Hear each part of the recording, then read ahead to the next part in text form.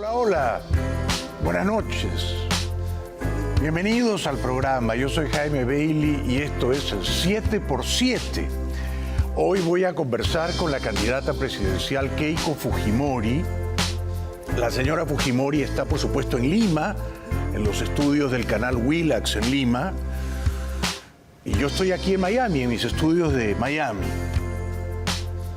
Después de la entrevista con Keiko Fujimori, la muy esperada sección de videos humorísticos 7x7. Bueno, Keiko Fujimori, como ustedes saben, tiene 45 años, va a cumplir 46 en mayo. Fue primera dama cuando su padre era presidente o dictador.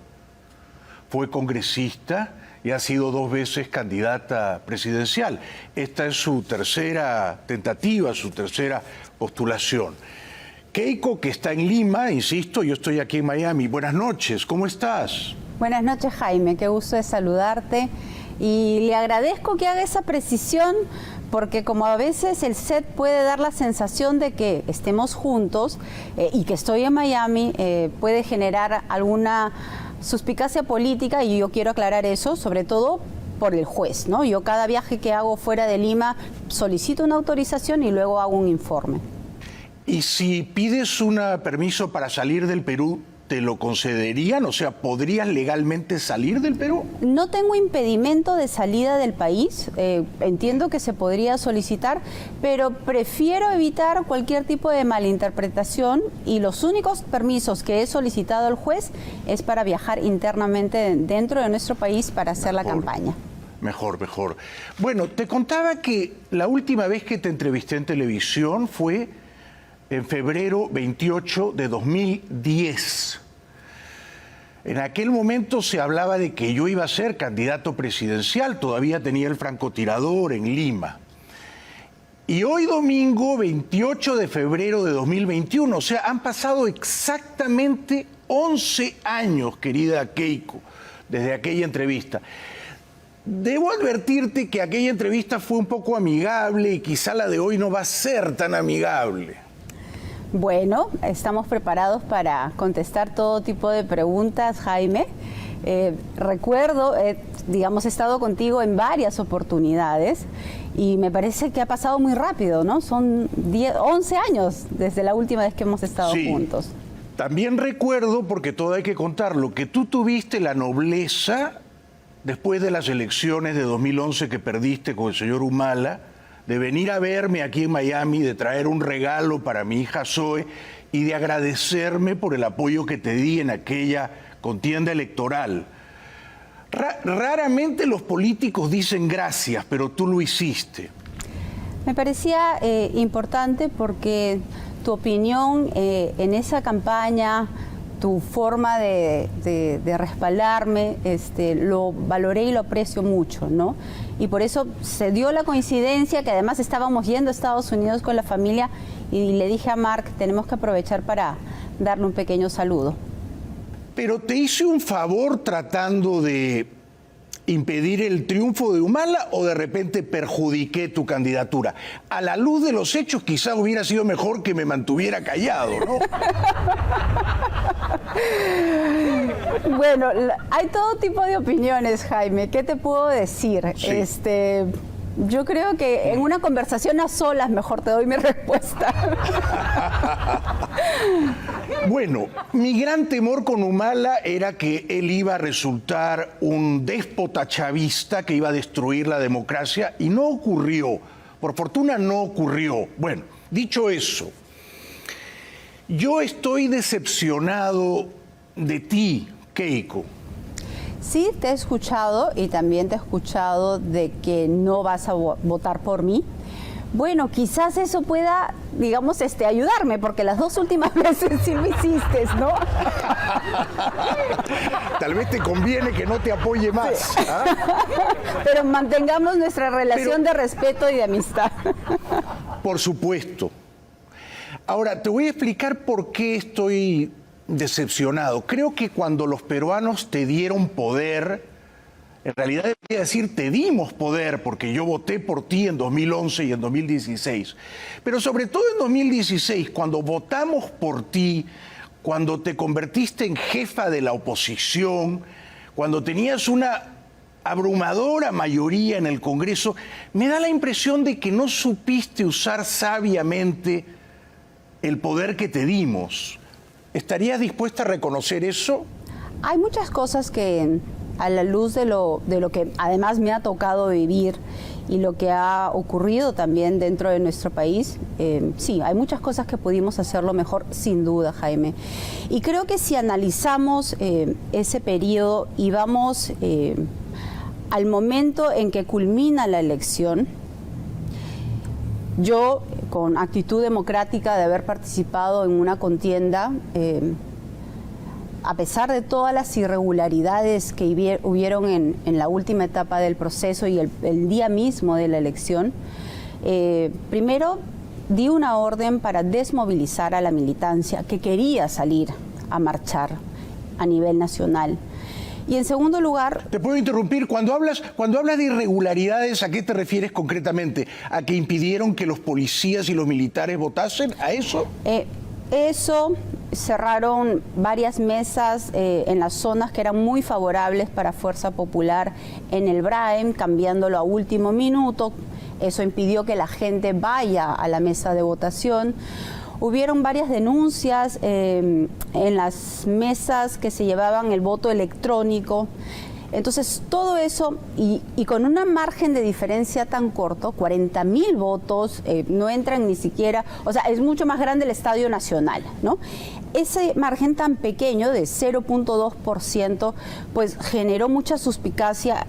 Y dentro de mi grupo político habían varios miembros que me decían, Keiko, no reconozca los resultados, porque aquí hay irregularidades, algunos, es más, me decían que debía denunciar un fraude, pero yo dije no. ¿Tenían ellos razón, Keiko? ¿Tenían ellos razón? ¿Debiste decir me han hecho trampa? Yo lo que debí decir, Jaime, y aquí está mi primer error, fue pedir un recuento. Yo creo que si hubiese pedido un recuento, el resto de mi grupo, hubiésemos estado más tranquilos, ¿no?, asumiendo esos resultados.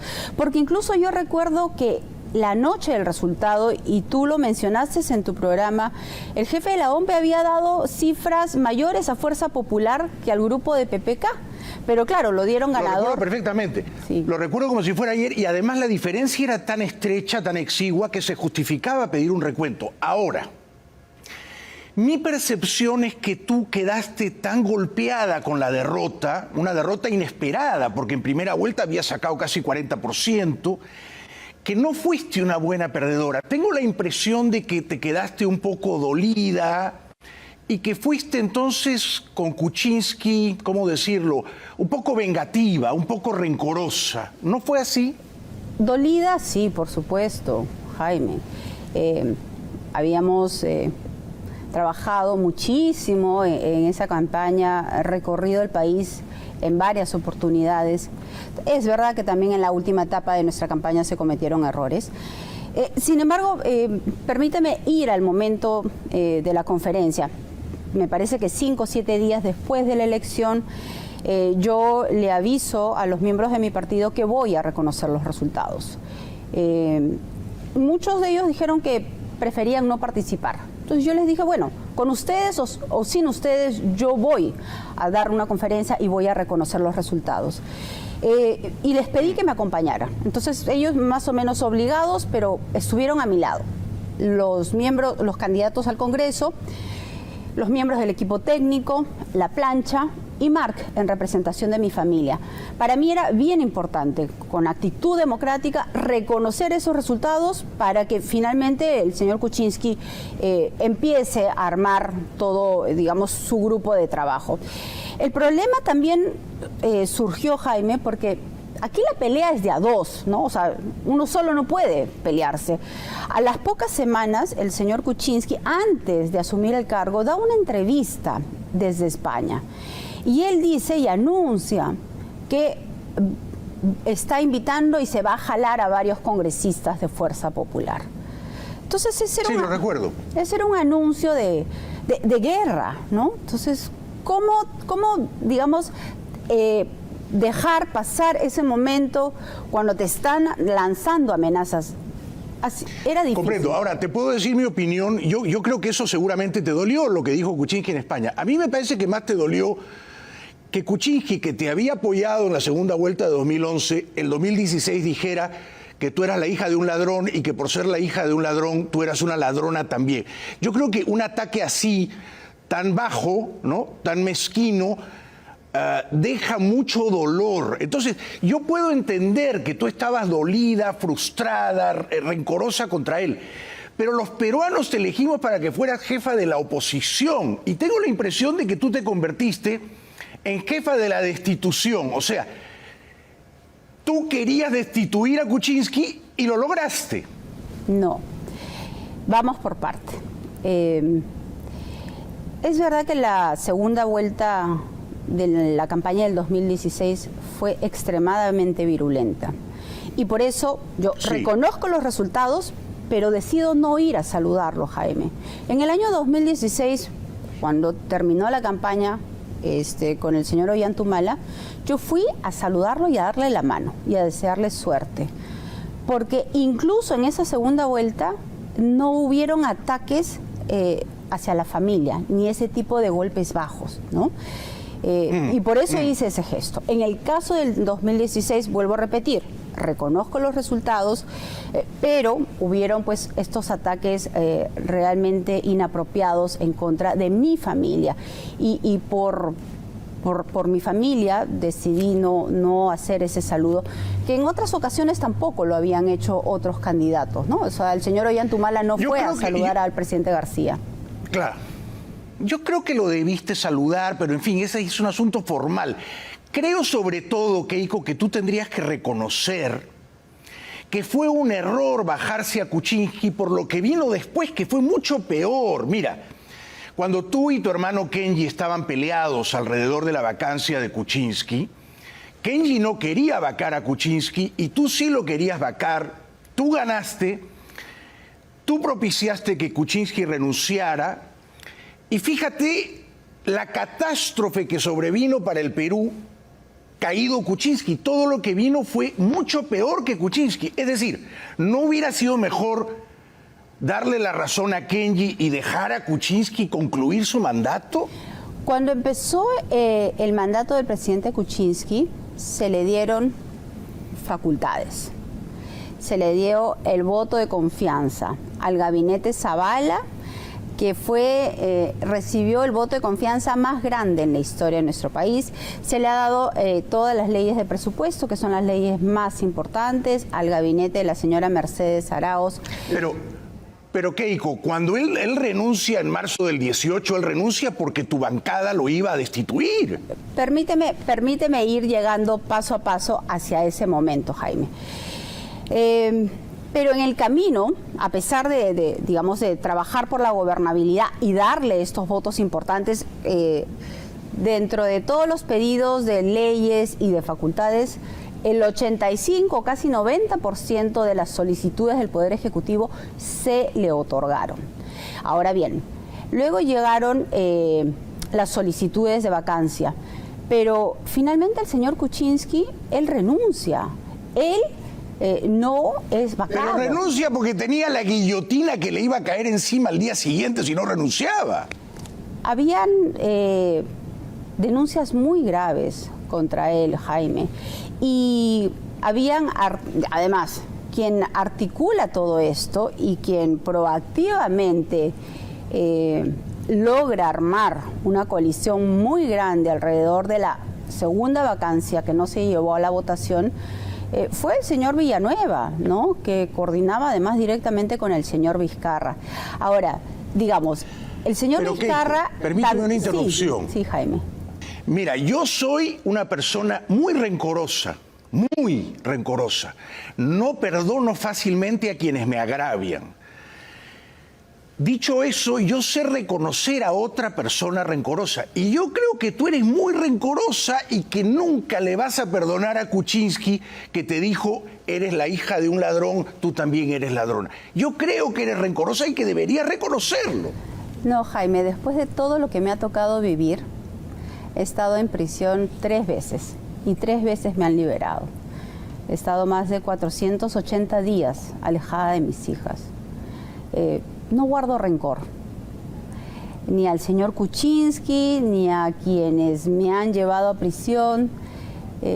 Trato de siempre sacar las cosas positivas de los momentos más difíciles. Así es que yo, esa parte, Jaime, esa parte Sí. yo lo he superado totalmente. Y sí, cometimos Si Kuczynski errores. te pidiera que lo fueras a visitar a su casa, si te llamara un día y te dijera, Keiko, me gustaría que vinieras a visitarme a mi casa para conversar, ¿tú irías? Bueno, si es que no hubiese ningún impedimento judicial, fiscal, sí, yo podría ir a verlo. Porque a él le agradezco, y lo he dicho públicamente, el hecho de que le haya otorgado el indulto a mi padre. Pero Ahora, regresando, ¿está dispuesta a reconocer? regresando Sí. Jaime, justamente al tema del periodo congresal, ¿no? Primero, quiero señalar que nosotros no fuimos el Poder Ejecutivo.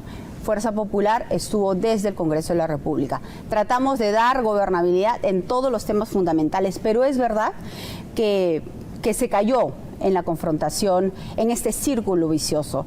Cuando el señor Zavala va al Congreso para hacer voto de confianza, no porque él lo necesitara, sino para hacer voto de confianza por una ley, ahí yo creo que debimos decir, basta ya, hay que darle su voto de confianza. Pero... Y cuando Kenji te dijo, no hay que votar por la vacancia, Keiko, no hay que vacar a Kuczynski, ¿no estás dispuesta a reconocer que Kenji tenía razón? Voy a hacer algunos comentarios que no he hecho anteriormente, pero la bancada de Fuerza Popular aprobó por amplia mayoría votar por la vacancia del señor Kuczynski. La decisión no la tomo yo, Jaime. La decisión de todas las votaciones congresales las toma la propia bancada. Yo no tengo derecho a voto, yo dirijo el debate y son ellos los que toman la decisión. Pero si tú hubieras sido congresista, habrías votado a favor de la vacancia de Kuczynski. Frente a todos los hechos y a la información que había, probablemente sí, como una gran mayoría. Y probablemente yo también, ¿ya? Yo también. Yo dije en ese momento, si yo fuera congresista, hay suficientes faltas éticas cometidas por Kuczynski cuando fue ministro de Economía y eso justifica que se le remueva del cargo. Ahora, luego vino Vizcarra. Vizcarra fue mucho, pero mucho peor que Kuczynski, Keiko. Entonces, de alguna manera, tu bancada parió a Vizcarra.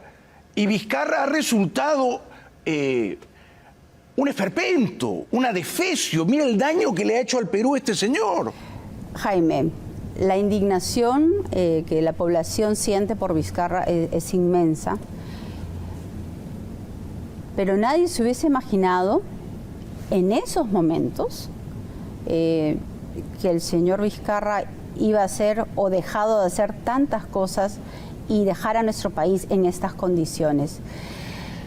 Pero tú apoyaste a Vizcarra de una manera como no apoyaste a Kuczynski. Al comienzo fuiste buena gente con Vizcarra. Yo no conversé con Vizcarra hasta que él asumió el mando. Eso quiero dejar bien en claro. Yo tuve 2 conversaciones, y así lo he hecho público, después que él se convirtió en presidente de la República. Y había una ilusión, una esperanza, no solamente en nosotros, sino en toda la población, con la llegada al mando de un hombre provinciano, con la experiencia de haber sido gobernador, y con ganas de convocar a todas las fuerzas políticas, ¿no? Pero claro, ya después empezó la confrontación de parte de él hacia todo el Congreso como institución, ¿no? Sí. Te pido 2 respuestas breves. La primera, ¿Vizcarra fue peor que Kuczynski? Yo creo que sí. La segunda, si tú hubieras imaginado que Vizcarra iba a ser tan malo, ¿habrías preferido que Kuczynski continuara a pesar de todo? No tengo una bolita mágica, Jaime, pero me recuerdo en ese momento y todas las denuncias que habían, y yo creo que la situación de la vacancia, digamos, del señor Kuczynski se iba a dar, pero él finalmente decidió renunciar. Tenemos que ir a la primera pausa publicitaria. Gracias, Keiko, por estar con nosotros desde los estudios del canal Willax en Lima. Y regresamos enseguida con la candidata presidencial Keiko Fujimori. Más adelante, la sección de videos humorísticos 7x7. Ya volvemos.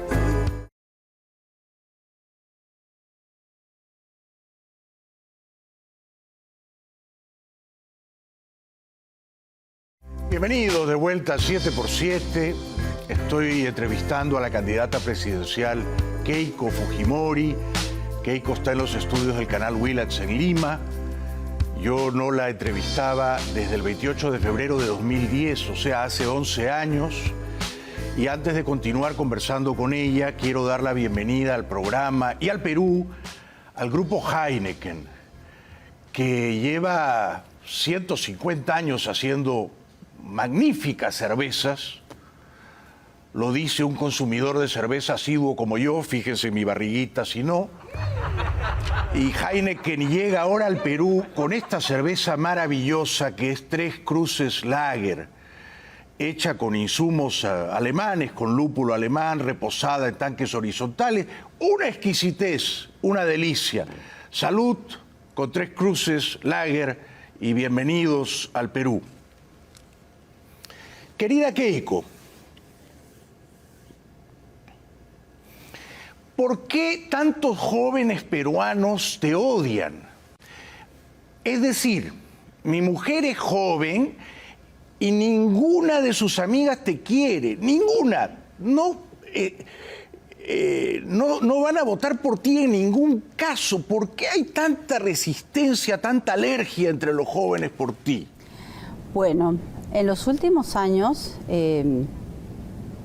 después de ingresar 3 veces a prisión, yo creo que esas imágenes generan un gran impacto y da la sensación de culpabilidad, ¿no? Pero yo espero que los jóvenes, que los grupos antis, por lo menos me den la oportunidad de que me escuchen, que lean el plan de gobierno y que vean el equipo y el grupo humano que me acompaña. Tenemos el plan de rescate. ¿Te entristece, perdón que te interrumpa, te entristece ver que tanto Humala como tú tienen el antivoto más alto?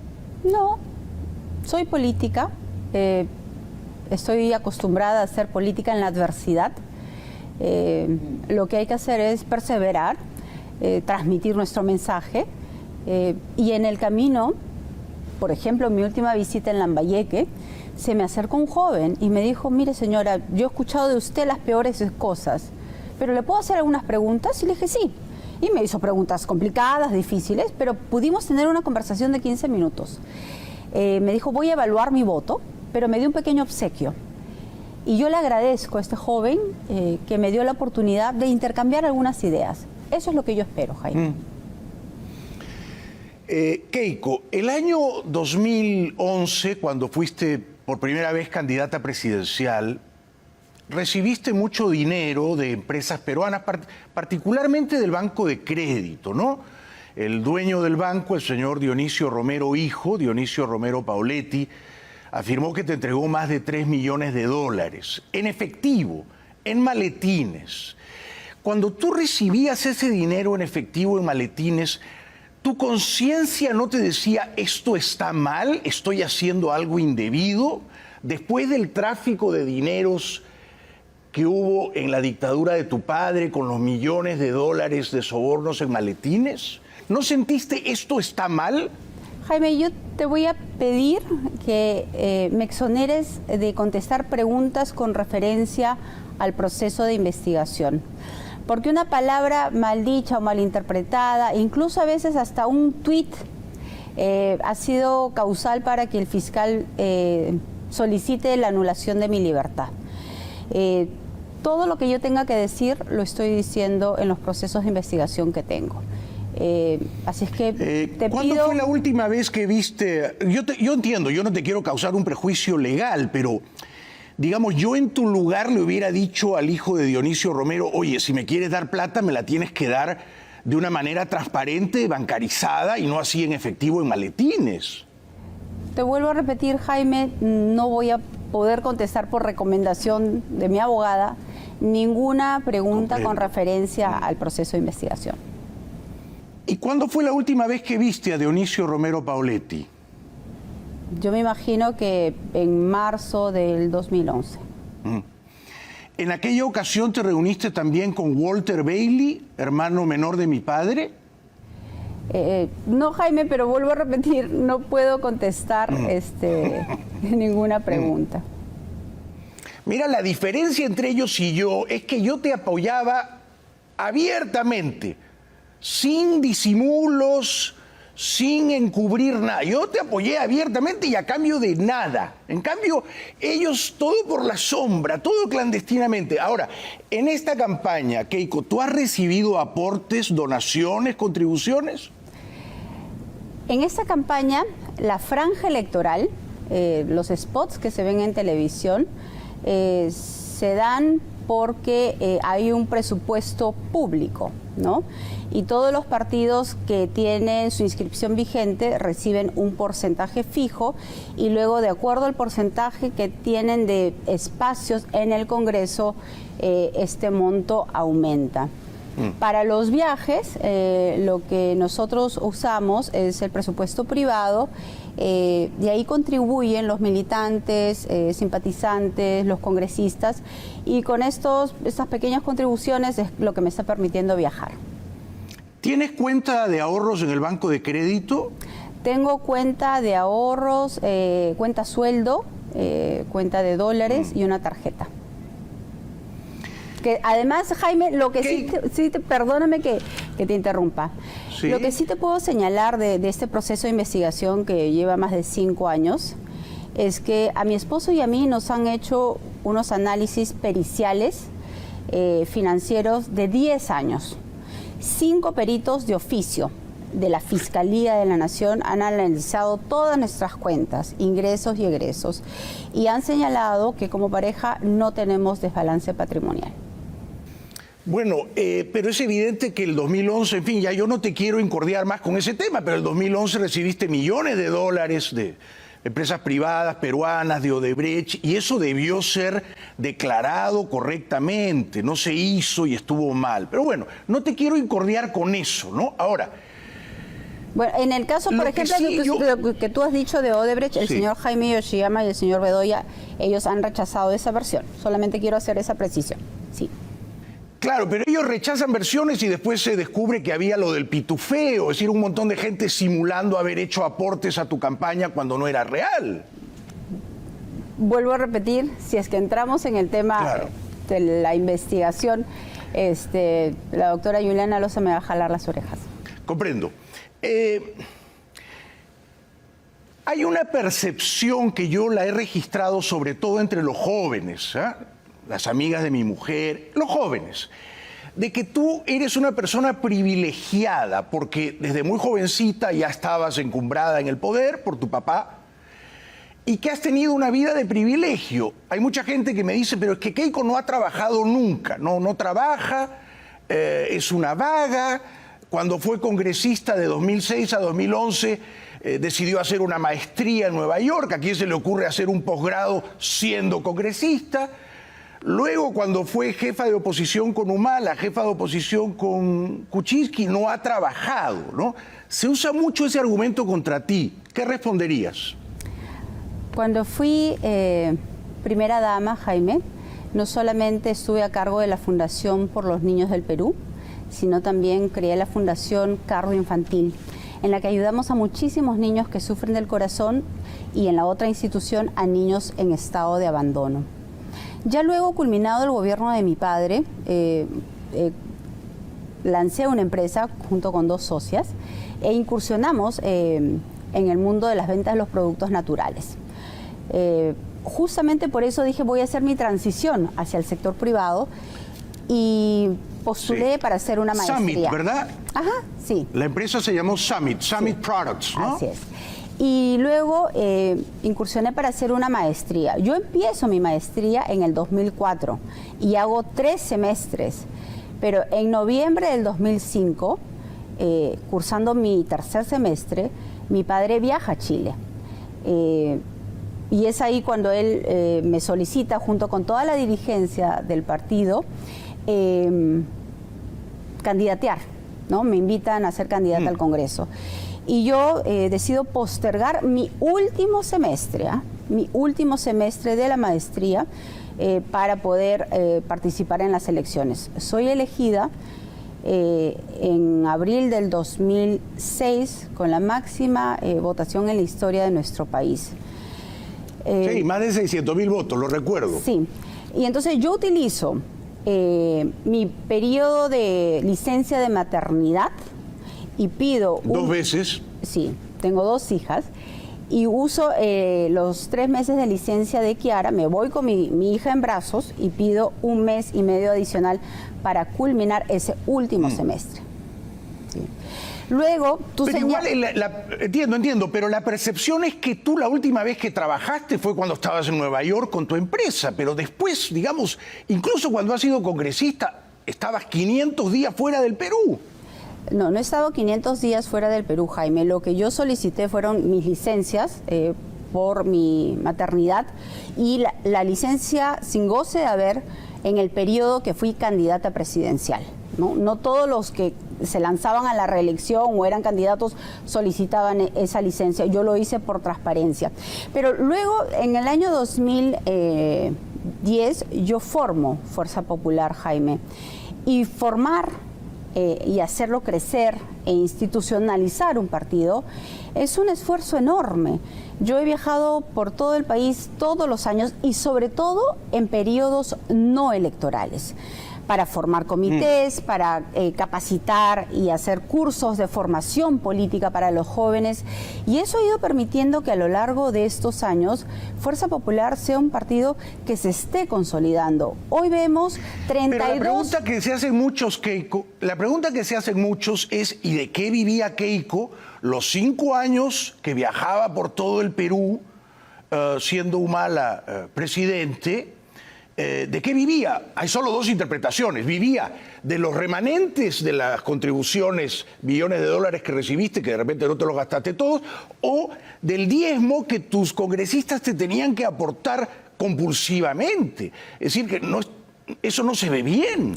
Todos los partidos políticos hacen una contribución con sus instituciones. Y yo lo que he recibido es un sueldo del aporte justamente de las cuentas privadas, y con este sueldo yo he podido trabajar durante todos estos años. Mi labor... Pero Keiko, ¿te parece bien que un congresista tuyo, de tu bancada, esté obligado a darte un porcentaje de su sueldo? No están obligados, ellos lo hacen de manera voluntaria y todos los congresistas de todos los partidos políticos hacen esa contribución con sus propios partidos. Eso es absolutamente normal. Y yo a mí me parece muy mal, porque entonces tienen una relación de vasallaje, de subordinación. Eso ya no es una democracia, es una suerte de dictadura monolítica. Es decir, son tus súbditos. No, Jaime, ¿cómo vas a expresarte así? No te pases, ¿ah? Si tú preguntas y averiguas en todos los partidos, claro, quizás como tú todavía no has formado tu propio partido y te animo a hacerlo, nosotros contribuimos y lo que hacemos es, este partido se ha ido formando y forjando a lo largo del tiempo. Hemos participado en, esta sería la 3ª campaña presidencial, hemos participado en 4 campañas municipales.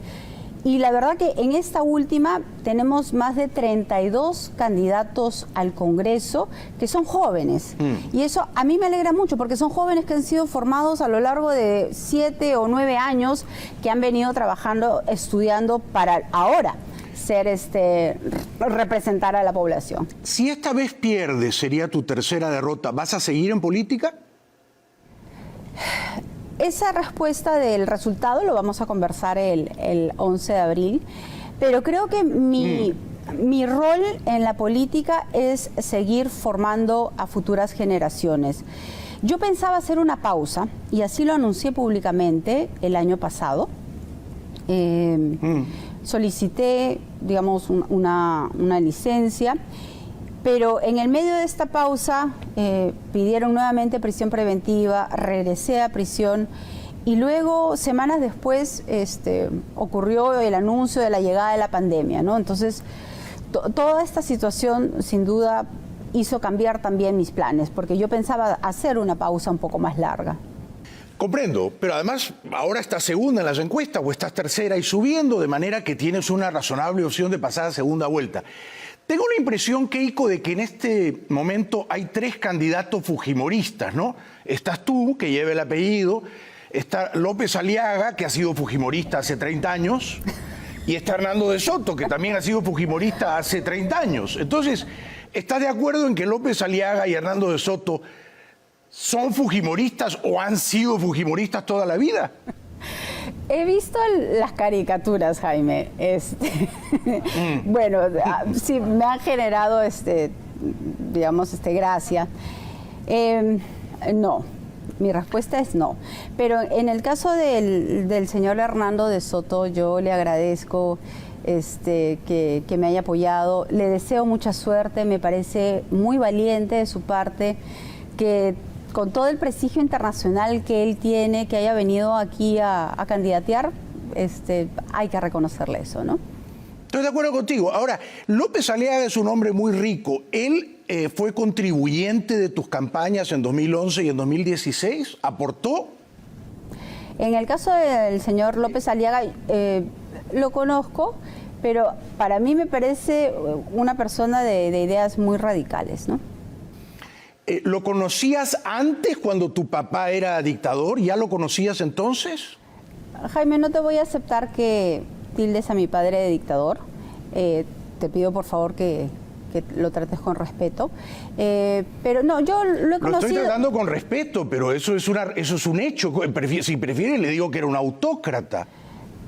Ha habido momentos de autoritarismo, yo eso lo reconozco, ¿okay? Pero mi padre fue elegido en el 90, en el 95 y en el año 2000 y obtuvo el voto y el mandato popular.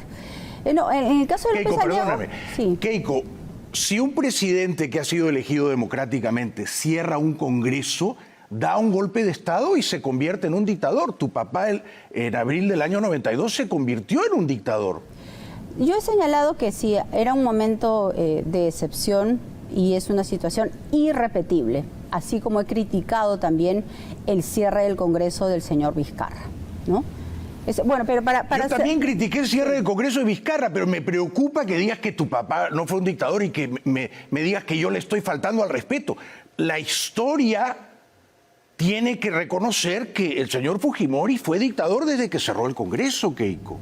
Pero convocó elecciones democráticas, se creó el Congreso Constituyente, en la que participaron diferentes fuerzas políticas, crearon la Constitución. Pero Maduro también convoca elecciones y las gana y tiene un Congreso que es dócil. Jaime, por favor, no puedes comparar a mi padre con Maduro, ¿ok?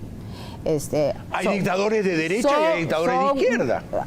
No, son además modelos absolutamente diferentes y lo que hoy vive Venezuela realmente es terrible, muy triste. Tenemos hoy en el Perú más de 1 millón de venezolanos que en un éxodo, ¿no?, están, digamos, ocupando diferentes países de nuestra región.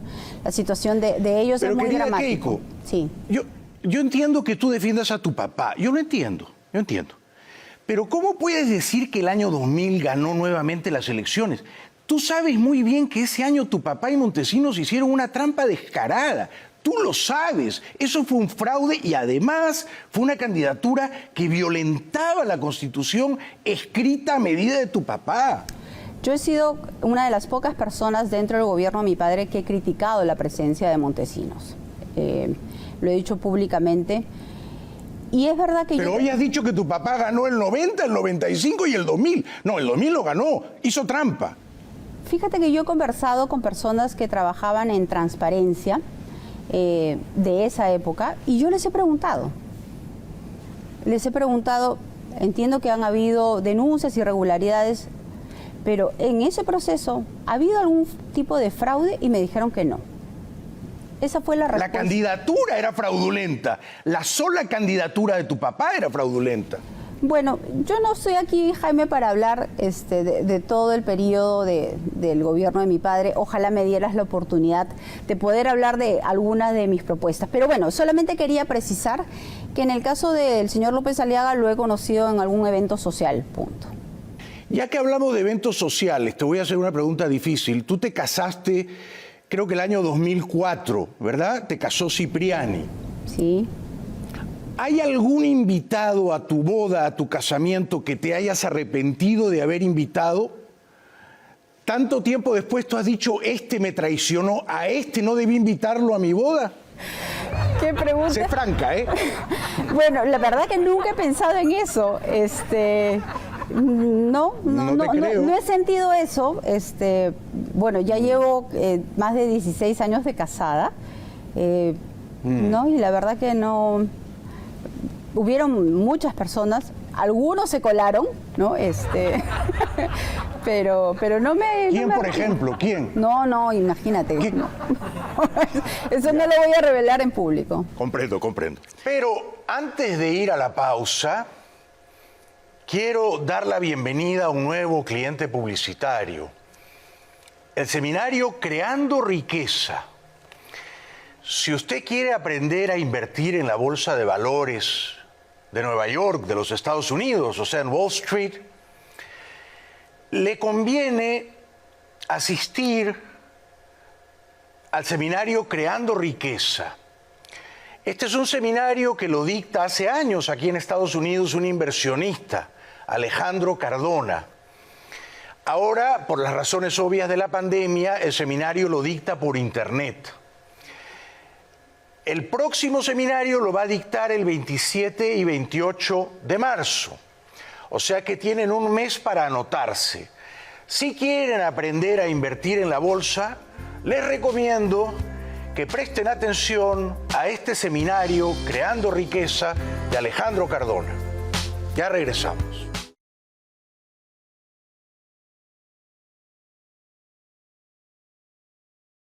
Bienvenidos de vuelta al 7x7. Estoy conversando con la candidata presidencial Keiko Fujimori, que está en los estudios del canal Willax en Lima. Más adelante viene la sección de videos humorísticos, tan esperada, el 7x7. Keiko, ¿tú te has psicoanalizado? ¿Has hecho terapia? He tenido por momentos a lo largo de mi vida, sí, apoyo de algunos psicólogos. Estuviste 2 veces en la cárcel. Estando en la cárcel, ¿hubo algún momento especialmente sombrío en el que pensaste que tu vida ya no tenía sentido? ¿Pensaste interrumpir tu vida? No, en ningún momento, Jaime. Siempre he tenido presente a mis hijas y el solo hecho de pensar en ellas son las que me han mantenido fuerte, con ganas de seguir adelante y sin duda también me acerqué mucho a Dios. Cuando Alan García se quitó la vida, a mí me dio mucha pena. ¿Qué sentiste tú? Sí, sentí también mucha pena por él y por su familia. ¿Lloraste? No, pero hablé con mi esposo, llamé por teléfono, del teléfono público, le pedí que por favor fuera al funeral en mi nombre. Me fue a visitar en ese momento Lucho Galarreta y el ex congresista Miki Torres, y les pedí que por favor transmitan un mensaje a través de mis redes sociales para expresar todas mis condolencias, ¿no? Cuando estuviste en la cárcel, ¿cuál fue la visita más inesperada, la que más te emocionó? La que siempre he esperado con ilusión eran las visitas de mis hijas y la de mi esposo. Comprendo. Sí. ¿Qué aprendiste en la cárcel?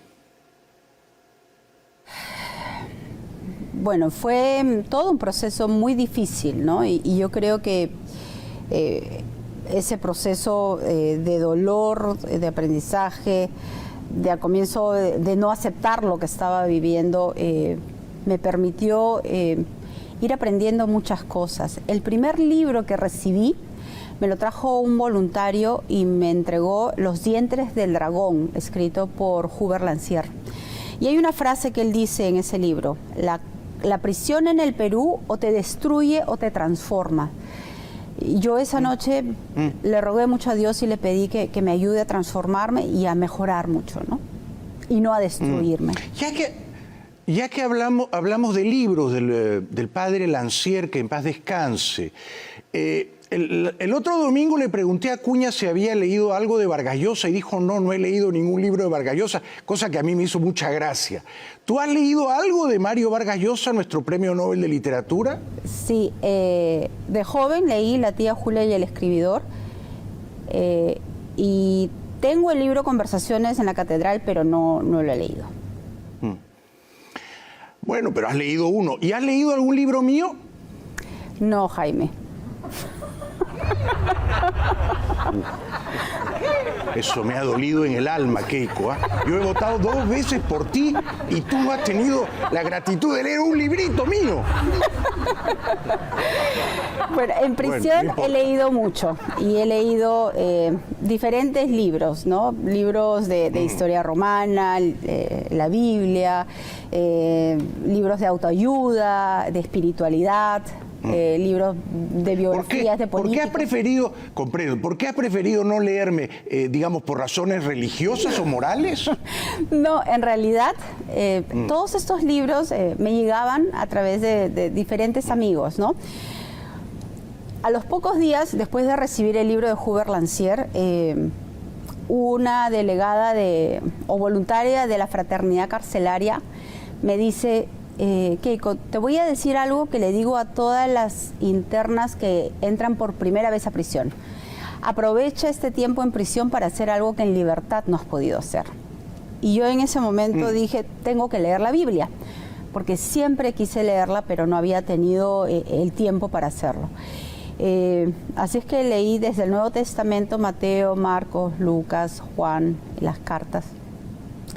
Fue muy interesante, de mucho aprendizaje y de momentos que me han permitido reflexionar bastante.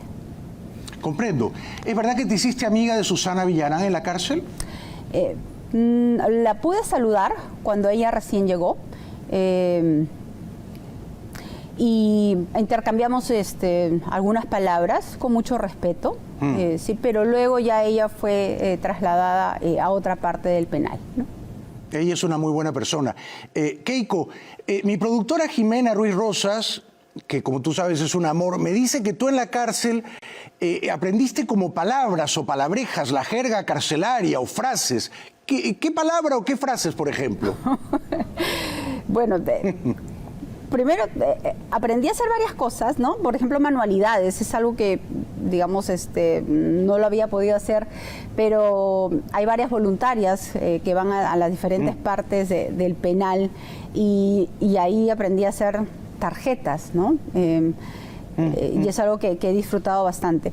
Pero ya luego mis compañeras, porque en la zona de la prevención donde yo he estado, estaban las personas, los nuevos ingresos, ¿no? He conocido a más de 160 internas y también están las zonas de castigo. Entonces, algunas de mis compañeras castigadas son las que siempre me bromeaban, ¿no? Señora, a usted le falta calle, ¿no?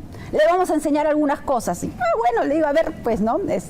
Por favor, estoy aquí para aprender. Sí, me han enseñado algunas palabras simpáticas. ¿Tienes miedo de volver a la cárcel? No tengo miedo, Jaime. Ha sido doloroso, sí.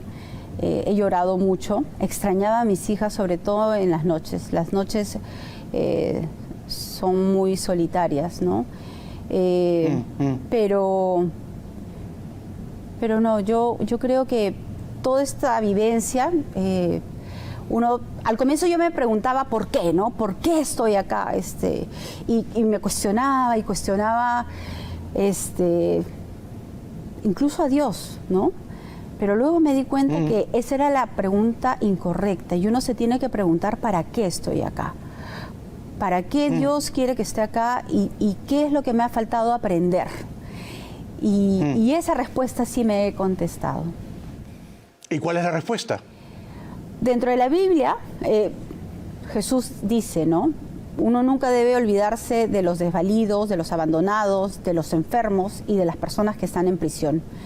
Y creo que el haber estado en prisión me ha podido darme cuenta de muchas cosas que tenemos que todavía que reformar dentro de nuestro sistema penitenciario.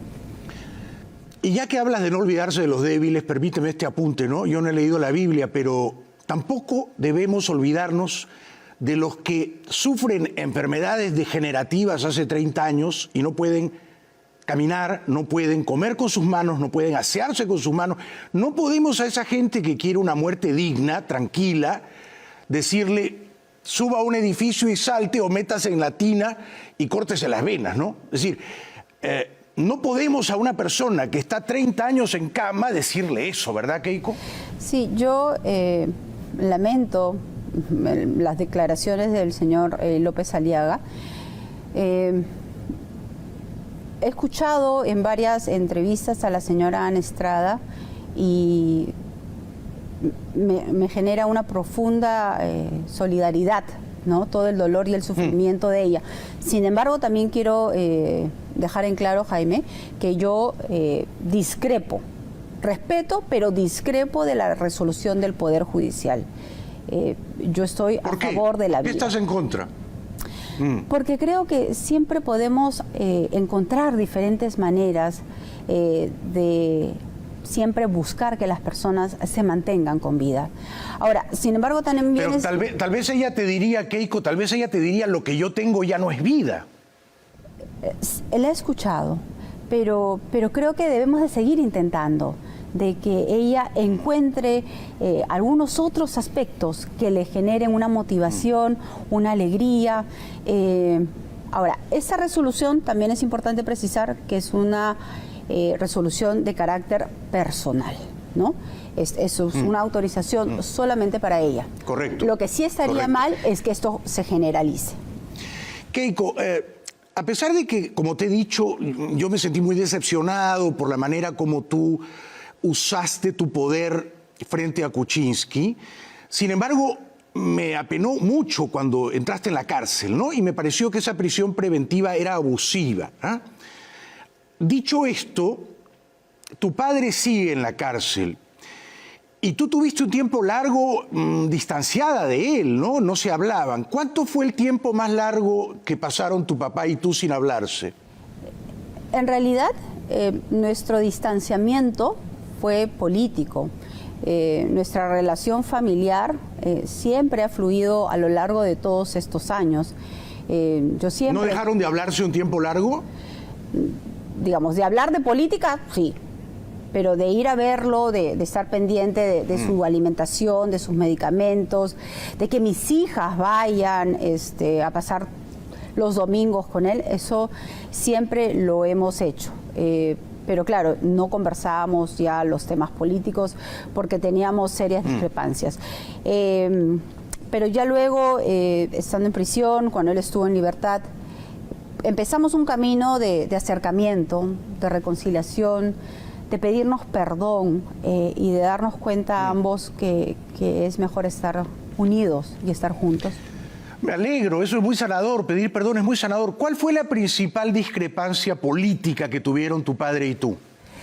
Yo creo que la discrepancia empezó, en realidad, cuando en el año 2011, en el 2016 estamos evaluando las candidaturas para la lista al Congreso. Y estaba pendiente la evaluación de algunos miembros, digamos, del fujimorismo antiguo, ¿no? Entonces, en el medio de ese análisis, mi padre hace pública una carta en la que él recomienda o me emplaza, ¿no?, a considerar a la doctora Marta Chávez, a Lucha Cuculiza, me parece que al señor Aguinaga.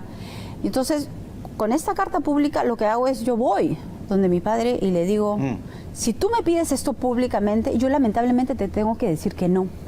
Porque una de las más grandes críticas es que yo era como una especie de títere de él, ¿no? Él me miró y me dijo, no me había dado cuenta de eso, ¿no? O sea, se quedó en silencio. Pero claro, a él me imagino que le dolió mucho la decisión que el partido tomó. Y eso empezó a generar un distanciamiento entre ambos. ¿Y ahora lo visitas todos los domingos? Los penales están cerrados y eso fue una parte para cierto. mí muy dolorosa también, ¿no? Yo estuve, me parece, 45 días sin poder ver a mis hijas. Los familiares solamente pueden llevar paquetes, pero él nos llama, bueno, casi diario, ¿no? Sobre todo le encanta hablar con Kiara y con Kaori. Qué bueno. En algún momento de su ya larga prisión, supongo que él va a estar preso hasta el final de sus días, ¿Montesinos ha querido comunicarse contigo o te ha pedido que vayas a verlo o te ha mandado mensajes? No, en ningún momento, y tampoco lo aceptaría. Los regalos que él te dio hace muchos años, cuando eras jovencita, eras primera dama, ¿qué has hecho con esos regalos? ¿Qué regalos? Bueno, creo que te regaló algún reloj o alguna No. joya, digo, cuando eras primera dama, ¿no? Jamás. A mí, jamás, Jaime. ¿Nunca te dio un regalo ni por tu cumpleaños? Nunca. Pero tú dormías en el servicio de inteligencia. Durante varios años y en la época del terrorismo, mi familia rotaba en diferentes sitios y hemos pernoctado en los sótanos de Palacio, en el Círculo Militar, en el Pentagonito en San Borja, en el servicio de inteligencia. Pero en el año 93, que yo, a finales del 92 y al inicio del 93, yo parto a los Estados Unidos para iniciar mi carrera universitaria. Entonces Lo recuerdo, a Nueva York, sí. Sí, a Nueva York y a Boston. Entonces yo me ausento varios años y las veces que regresaba para cumplir con mis labores de primera dama, en realidad yo pernoctaba principalmente en Palacio de Gobierno. ¿Has pedido audiencia para visitar al Papa? No, ¿Por qué no? porque prefiero no salir del país para evitar cualquier tipo de especulación. Creo que si algo le ha quedado claro al Poder Judicial es que en mi caso no hay peligro de fuga. Yo siempre he dado la cara. En la tercera resolución del juez Zúñiga, cuando él iba leyendo sobre el pedido de prisión preventiva, yo ya sentía a la mitad que me iban a llevar nuevamente a prisión. Entonces yo le digo a Mark, estábamos en la casa de mi mamá, llévame. Entonces me dijo, pero todavía faltan otras partes. No, le dije, él me va a dar prisión preventiva, yo quiero que tú me lleves. Y Mark, con mucho dolor, me llevó manejando hasta el juzgado, ¿no?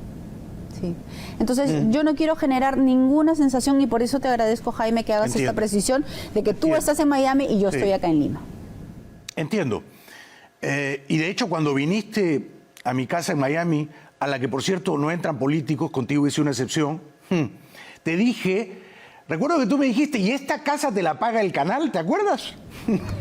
Sí, me acuerdo. ¿Y qué te dije yo? ¿Que no? Claro, te dije, no, la he comprado yo con mis ahorros. Te mentí, en realidad la había comprado con plata que me regaló mi mamá. Bueno, por lo menos tienes una casa. Sí, Mi pero familia y yo vivimos en un departamento alquilado. Sí. recuerdo que aquella vez te dije, a mí no me llevan a Lima ni con una grúa. ¿Te acuerdas? Me comentaste y que te querías quedar en Miami. Sin embargo, te confieso que me hace mucha ilusión poder ir en la segunda vuelta, o sea, después del 11 de abril y hacer 2, 3 programas allá, como antes, con un poquito de público en estudio. Qué lindo sería, ¿no? Sería maravilloso, Jaime. Ojalá que puedas regresar. Yo creo que aquí el público, el Perú te está esperando y te quiere y te respeta mucho. Gracias, eres muy generosa. ¿Con quién te gustaría pasar a la segunda vuelta? Si tú tuvieras que elegir, ¿sería Lescano, sería Verónica, sería Forsyth? No te puedo contestar esa pregunta, Jaime. Yo creo que el pueblo peruano va a decidir sabiamente. ¿Te gustaría que dejaran en la carrera a Forsyth? Porque ahora su candidatura está en salmuera. No. Y nosotros, además, como partido, también hemos pasado un proceso de pedido de suspensión, que el juez en primera instancia rechazó y todavía estamos a la espera de la sala de apelaciones. Yo espero que el Jurado Nacional de Elecciones corrija esa decisión de primera instancia, tanto para el señor Forsyth como para el señor López Aliaga, ¿no? Porque han salido ambas resoluciones y yo espero que ellos puedan competir y finalmente la población tenga el derecho de elegir y sea el pueblo peruano quienes definan si ellos pasan o no a la segunda vuelta. Estoy de acuerdo contigo, más todavía Forsyth, que ha sido primero en las encuestas hace más de un año, ¿no? Y López Aliaga, que venía subiendo. Ahora, yo sé que tú quieres pasar a la segunda vuelta, también creo que es bastante probable que eso ocurra, ¿no? Bueno. Más todavía si excluyen a López Aliaga, pero espero que no lo hagan, ¿eh? Me queda claro, me queda claro. En el caso de que tú no pasaras, ¿cuál de los demás candidatos, yo creo que es Hernando de Soto, pero cuál de los demás candidatos tendría más afinidad con tu cuerpo de ideas, con tu doctrina, Keiko? Yo creo que aquellos que, como nosotros, por ejemplo, defienden la Constitución y defienden los principios democráticos. Yo he señalado claramente que estoy en contra de la izquierda radical y del populismo. Esta es mi última pregunta. Si no ganas la presidencia este año 2021, ¿vas a ser candidata presidencial más adelante o ya sería demasiado? Eso te contesto el 11 de abril, Jaime, y espero que vengas para que me hagas a mí la entrevista presencial. Muy bien, muy bien. Keiko, te agradezco mucho. Me sentí obligado, porque te he apoyado en 2011 y en 2016, a hacerte una entrevista seria, rigurosa. He tratado de hacerte preguntas difíciles. Me parece que tú has respondido con, digamos, bastante solvencia, pero mi papel era hacerte una entrevista inamistosa. Y tu papel era ganar votos. Me parece que cada uno ha cumplido dignamente su papel. Gracias de corazón. Gracias a ti, Jaime, por esta oportunidad que me has dado. Y te deseo mucha suerte, Keiko. Te agradezco. Tenemos un excelente plan de gobierno. Queremos reactivar la economía, queremos combatir a esta pandemia y que nuevamente nuestro país lo volvamos a rescatar. Te doy un minutito más, porque creo que no sería justo si no te hago esta pregunta. ¿Por qué los peruanos deberían votar por ti ahora? Tengo 45 años, soy madre de Kiara y Kaori. He aprendido mucho. Soy política desde muy joven, represento al fujimorismo. Fuerza Popular tiene 10 años de vida institucional, pero sobre todo me ha tocado vivir momentos difíciles, que los he enfrentado y voy a seguir haciéndolo. Esos momentos difíciles lo que han hecho es hacerme más fuerte, más humana, y he aprendido de mis errores. Y espero que el pueblo peruano me permita, por lo menos, escucharme, y agradezco a quienes a lo largo de mis recorridos me están dando su confianza y su cariño. Muchas gracias. Muchas gracias a ti, querida Keiko Fujimori, mucha suerte y muchos saludos a la familia. Gracias de corazón. Gracias, igualmente para ti. Regresamos con el 7x7, los videos humorísticos, no se los pierdan, ya volvemos.